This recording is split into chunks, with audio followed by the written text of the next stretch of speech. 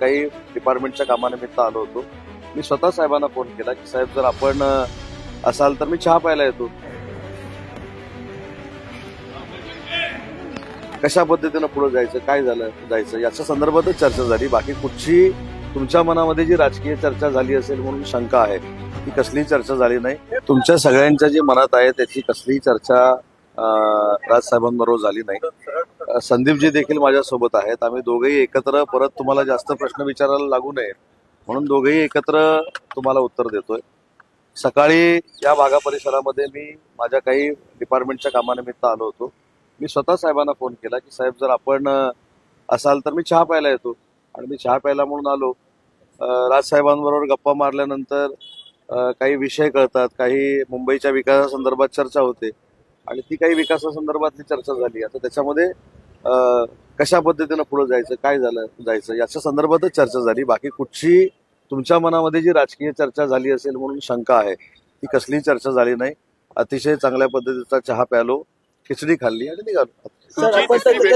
तरीही तुम्ही अनेक महत्वाच्या गोष्टी राज ठाकरे यांना भेटल्यानंतर कळतात.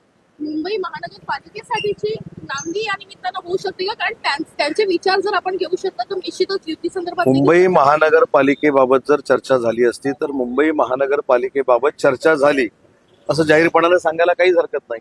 मी स्वतः या परिसरातनं जात असताना एक नेते म्हणून मी राजसाहेबांशी बोललो. राजसाहेबांनी सांगितलं चहा आहे आणि म्हणून सांगितलं की नाश्त्याचा मेनू देखील काय होता. चहा घेतला आणि खिचडी खाल्ली आणि निघालो.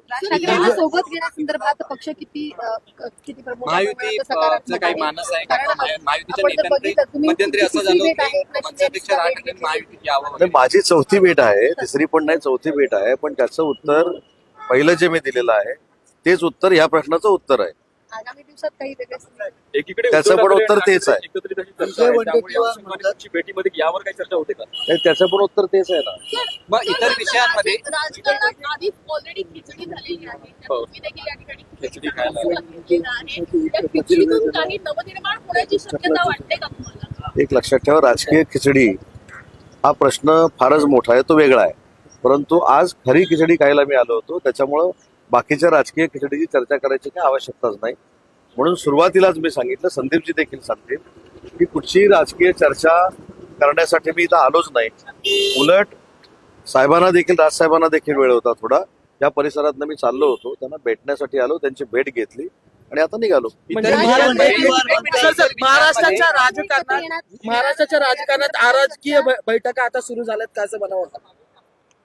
नाही, मला असं वाटतं की राजकारणाच्या पलीकडचे देखील संबंध असतात. फक्त एखाद्याची भेट झाली म्हणजे उद्या संदीपजी आणि मी चालताना जरी भेटलो तरी आम्ही युती संदर्भात भेटलो अशी चर्चा होते, हे चुकीचं आहे. मला असं वाटतं की आपल्याला देखील मला विनंती करायची आहे की काही भेटींकडे हे आपण देखील अराजकीय बघितलं पाहिजे आणि आजची भेट ही अराजकीय होती. आता मी इथनं एकनाथ शिंदे साहेबांना भेटायला जाणार आहे, मुक्तागिरीवर जाणार आहे. तुम्ही परत असं ग्रह करून घेणार की आता मी इथं जे काय बोललोय राजसाहेबांबरोबर ते मी आता मेसेज घेऊन मुक्तागिरीला शिंदे साहेबांकडे चाललेलो आहे. असं काही झालेलं नाही. या परिसरामध्ये होतो, साहेबांची वेळ घेतली, आलो, चहा घेतला आणि निघालो.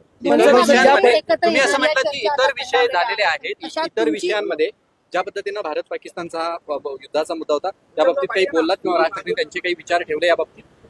नक्कीच सगळ्या राजकीय सोडून नक्कीच सगळ्या गोष्टींवर नक्की चर्चा झाली. सगळ्या चर्चा झालेल्या सांगायच्या नसतात. मुद्दा असा आहे की राजकीय गोष्टी आणि अराजकीय गोष्टी, ज्याचा उल्लेख मगाशी तुम्ही केला, आज ज्या सगळ्या गोष्टी झाल्या त्या अराजकीय झाल्या. आणि ज्यावेळी खऱ्या अर्थानं राजकीय करायचे असतील आणि राजकीय करण्यासंदर्भामध्ये शिंदे साहेबांचा निरोप घेऊन किंवा राजसाहेबांचा निरोप घेऊन मी शिंदे साहेबांकडे जाईन, त्यावेळी अख्खी मोठी प्रेस कॉन्फरन्स मी आणि संदीपची घेऊन सांगू ना आम्ही.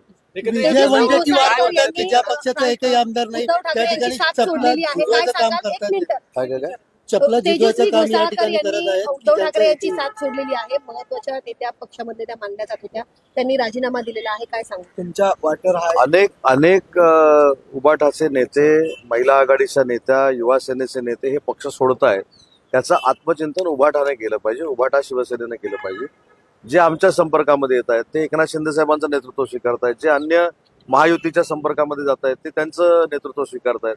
परंतु उबाठामधनं जास्तीत जास्त फ्लो येण्याचा जो चालू आहे तो माननीय शिंदे साहेबांकडे सुरू आहे.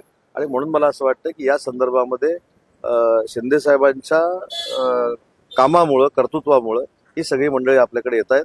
माझी आता संदीपजींना विनंती आहे की जे मी सांगितलेलं आहे ते खरं होतं की खोटं होतं त्यांनी सांगा. सोशल मीडियाच्या भाऊ गर्दीत विश्वासार्हतेने चकाकणारे नाव म्हणजे लेट्सअप मराठी. सगळ्यांना, सगळ्या नागरिकांना ती स्पीच, ती लेट्सअप वरील मुलाखती म्हणजे विचारांचा खजिना. त्यानंतरच्या निवडणुकीमध्ये मला सोडून गेले. बातम्या केवळ वस्तुस्थिती सांगणाऱ्या, न प्रोपगंडा, फक्त जनतेचा अजेंडा. क्योंकि आने वाला कल जाने वाला है, जाने वाला कल आने वाला है. राजकारण, मनोरंजन असो की क्रीडा क्षेत्र, महाराष्ट्राची स्पंदने संवेदनशीलतेने टिपणारे माध्यम म्हणजे लेट्सअप मराठी. जगासोबत एक पाऊल पुढे राहण्यासाठी लेट्सअपचे ऍप, सोशल मीडिया आणि वेबसाईट सोबत कनेक्टेड रहा.